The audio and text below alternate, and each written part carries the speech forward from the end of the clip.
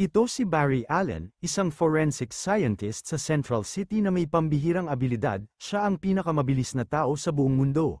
Kilala siya bilang The Flash, at araw-araw, ginagampanan niya ang papel bilang isang tagapagligtas sa lungsod. Inililigtas ang mga tao sa bawat sulok ng Central City.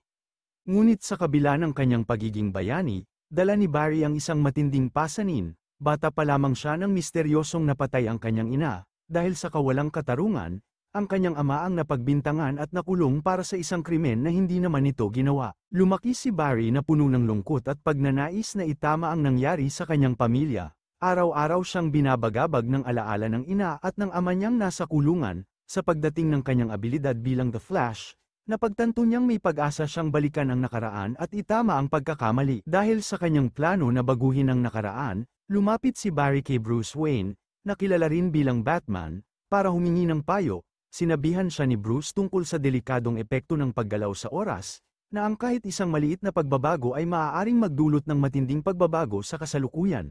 Ngunit si Barry, dala ng matinding pagmamahal sa kanyang ina, ay hindi pa rin napigilan.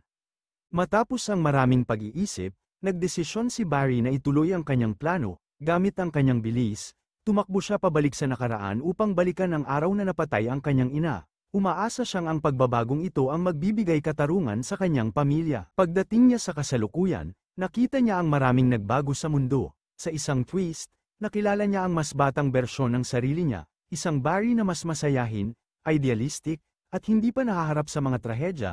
Nagkasundo silang magtulungan upang harapin ang mga hamon sa bagong mundo na ito.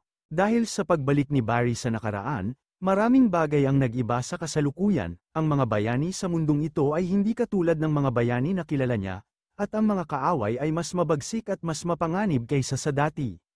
Sa timeline na ito, isang bagong Batman ang nakilala ni Barry, isang mas matanda ngunit mas may karanasan. Nakipag-alyansa sila upang harapin ang mga pagbabago at mga panganib na dala ng mga bagong pagbabago sa timeline.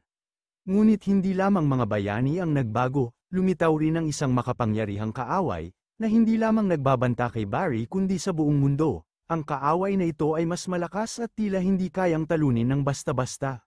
Dahil sa bagong kaaway, napilitang magkaisa ang dalawang bersyon ni Barry. Pinagsanib nila ang kanilang mga abilidad at karanasan upang labanan ang mga hamon na dala ng mga pagbabago sa mundo. Sa pagtutulungan nila, natutunan nilang ang kanilang kakayahan ay mas epektibo kapag pinagsama-sama. Habang tumatagal, unti-unting napagtanto ni Barry ang lalim ng epekto ng kanyang ginawa. Ang bawat maliit na pagbabago sa nakaraan ay nagdulot ng malaking pagbabago sa kasalukuyan, at ngayon, tila hindi na mababalik ang mga bagay sa dating anyo. Kailangan ng magdesisyon ni Barry kung ano ang dapat niyang gawin. Alam niyang maaaring hindi na niya maibalik sa dati ang lahat, ngunit determinado siyang gawin ang tama, kahit ano pa ang kapalit nito. Salamat sa panunood ng video ito. Please subscribe to my channel.